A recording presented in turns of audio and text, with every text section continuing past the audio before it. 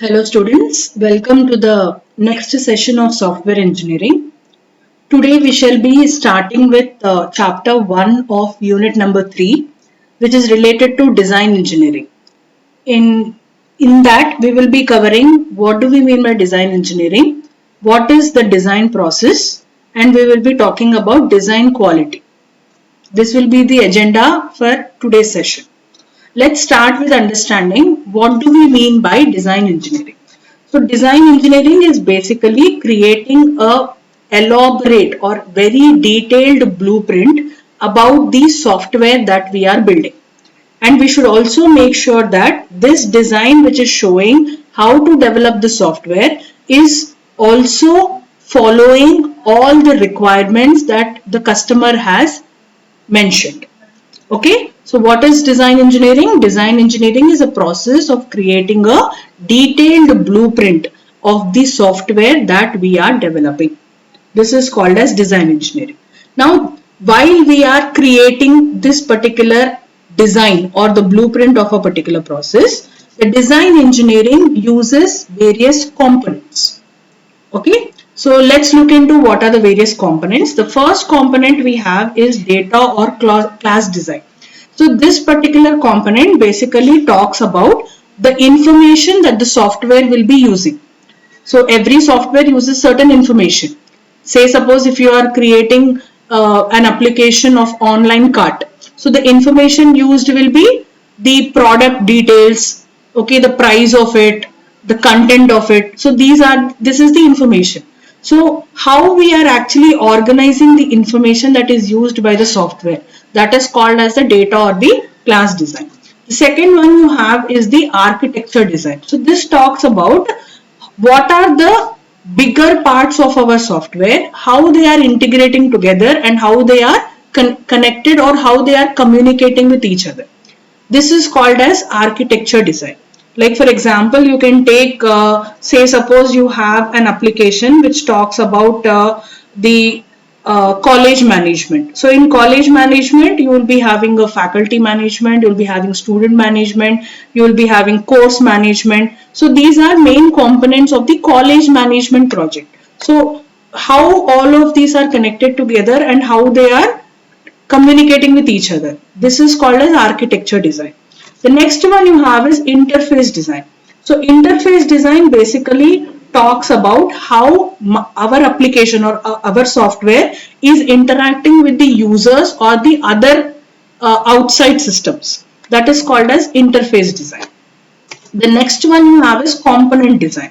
So this talks about the individual parts of our project, and it talks about the details in detail about the individual components of the particular project. Like for example, say suppose you have online cart system. So in online cart system, you have one page called as login page. So if you are creating any design which talks about the details of that login page, like it has so and so boxes, this is the input that we have to give, and if it is not filled, this is the error we are getting. All that in detail, if you are properly designing it, okay, that becomes the component design. So component design talks about the individual components of the software that we are developing in detail. Okay, so these are the four major components inside our design engineering, right? So the next point we're going to talk about is the transition from analysis to the design. So generally what happens is your user will give certain requirements. So based upon the requirements are nothing but what the software has to actually do. Those are called as requirements. So depending upon the requirements, we will be creating certain diagrams like ER diagrams, data flow diagrams and all, which are called as analysis model. So analysis model, or also called as requirements model, basically talks about the requirements of the software. Okay, so once we understand the requirements of the software, we have to convert this analysis model into design model. Okay, so design model talks about how to fulfill this requirement. So how to develop a software which will fulfill this particular requirements which are mentioned in the analysis model. So this transition, so when you are converting your analysis model into design model, The transition follows 4 different stages. The first stage is called as data design. The second stage is called as architectural design. Third stage is called as interface design, and fourth stage is called as component level design. Okay, so by following these 4 steps, you can successfully convert your analysis model into your design model. So let's talk about these 4 stages. What happens exactly in these 4 steps? So let's talk about the first one, which is called as data or class design. So from the requirements in the analysis model, the first thing we have to do is to identify what is the data that is needed for my particular software. Okay, so like for example, you are creating a school management system. So what is the data needed for it? Student data, teacher data, course data. These are the data that you need. So after collecting the data, you have to make sure how to structure this data. That means in student data, what is the data that I need? I need the name of the student, I need the roll number of the student, address of the student, parents details. So this is the data. So identifying the data that you actually need for your software is done inside this data or class design. Okay, so how do you structure it in the form of tables? How you are maintaining? What are the columns that you have? Everything, if you are trying to design it properly, that becomes the data or the class design. This is the first step. Okay, identifying the data that you want to use for your software and structuring it properly is called as data or the class design, the first level. Once that is completed, we will move to the next level, which is called as the architectural design. So in this particular architectural design, we will identify what are the main components of our particular project. So if you take school management or college management. So what are the main classes that you will be having? You will be having the student class, you will be having teacher class, management class, course class. So identifying the major classes of your particular software and trying to establish a connection between one component to the another component is your architectural design. Okay, so once architectural design is completed, so in the first step you have identified the data, in the second step you have identified the major classes and you have tried to establish a connection. Now comes the third step, which is called as the interface design. Now you have to talk about how the outsiders will be interacting with my particular software. So you have to create a design as to how your user interface is going to look like. So you should make sure that it will be simple and clear, okay, so that users can happily interact with our particular software. So you will provide an interface design which will be talking about how my user interface of the software that I am developing will actually look like. This will be the third step. The fourth step will be component level design, where you specify what are the various individual components in my particular software in detail. Like I gave you an example, in your online cart system, you have a particular page called as login page. So if you are giving details like what your login page will actually do.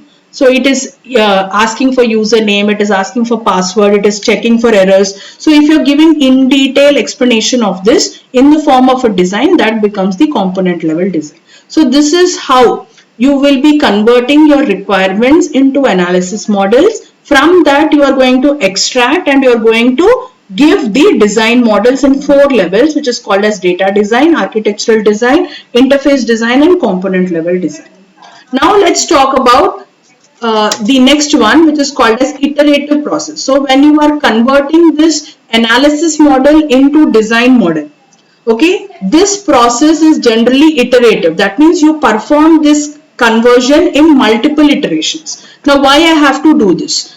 I have to do this to make sure that I am making a perfect design for the software that I am developing. Okay, so unless and until I am not giving a clear picture of my software design, your developers and testers will not be able to write the code for your project. Okay, so the main objective of doing this particular process of converting analysis to design in multiple iterations is to ensure that all the requirements are successfully met. Okay, and your design is very easy to understand and implement, and you're making sure that I'm giving a very clear picture about the overview of the software that I am developing. For these three reasons, I'm going to perform this iterative process. Okay, the next important thing is the quality. You create analysis model, or you create a design model, or you collect the requirements, whichever step of your software development, quality plays a very important role. Okay, so even while you are performing this design engineering, you should make sure that quality is maintained. Now, to maintain this quality, your design engineering follows a criteria which is called as FERPS. Okay, the abbreviation of FERPS is functionality, usability, reliability, performance, supportability. Okay, so what are all this? Let's see in detail. So the first one you have is functionality. Functionality is nothing but when you are creating a design, you should make sure that the design is giving you a clear picture as to what are the features and capabilities of your particular system. Okay, so looking at the design, I should understand that this is what are the functionalities of my particular system. The second one you have is usability. Usability is nothing but talking about how easily the users are able to interact with your particular system. That is called as usability. The next one you have is reliability. So reliability talks about the consistency of your particular project throughout the time without any errors. Like for example, say suppose you have some payment gateway portal in your software. Okay, so every time you do a transaction, it should be done smoothly without giving any error, right? That is called as reliability. Okay, the next one you have is performance. Performance is nothing but how quickly my system is operating, right? So say suppose sometimes what happens is you will be having um, big sale dates, like big India sale in Amazons and in Flipkarts. So when they give that big sales, what will happen is all the users at a time will start using that particular application. So when such things are happening, we should make sure that our system is performing very well without crashing. That is called as performance. The next one you have is supportability. Supportability is how easily am I able to maintain my particular software, and is it giving me a flexibility of updations, okay, and is it able to allow me to test easily. So this is called as supportability. So these are nothing but the FERPs, the attributes that are helping me. These are called as quality attributes, which are helping me to achieve the quality in my software design. Okay, so the next one we want to talk about is quality guidelines. So previously we have seen quality attributes. These are the attributes: functionality, usability, reliability, performance, supportability. These are the attributes, okay, which will be helping us to maintain the quality in the design. Now along with that, we should make sure that we are providing certain guidelines. Guidelines are nothing but the rules that we have to follow while we are creating design engineering, okay, while we are implementing this design engineering, so that our design will be good. So let's talk about what is the first rule. The first rule is familiar structure. So when we are creating any design for our particular software, we should make sure that we are using certain familiar structures which are already used for previous projects, okay, which has given us good results. So somebody else might have created the similar type of project. They have used certain structure. So we should make sure that we are using the same type of structure. The next one you have is modular design. We should make sure that our system is divided into smaller manageable parts that are working independently. The third one you have is clear representation. So here you will be talking about how we should make sure that design is very clear. It shows how data is there, what is the architecture, interfaces, components are organized. Everything should be very clear here. The next one you have is well-defined class structures. Okay, here we will be talking about we should make sure that the design is leading us to the various classes that we have in our particular software, okay, and how our particular software will be using those classes. So we should be having well-defined class structures. The next one you have is independent components. Okay, so you should make sure that every part or every function that we are using is independent and it is not needing the use of many other parts. Okay, so you should make sure that the functionalities inside our software are independent to each other. The next one is simple interconnections. Okay, so how components are interacting with each other, okay, or how they are interacting with the outside world. So we should make a very clear picture of it.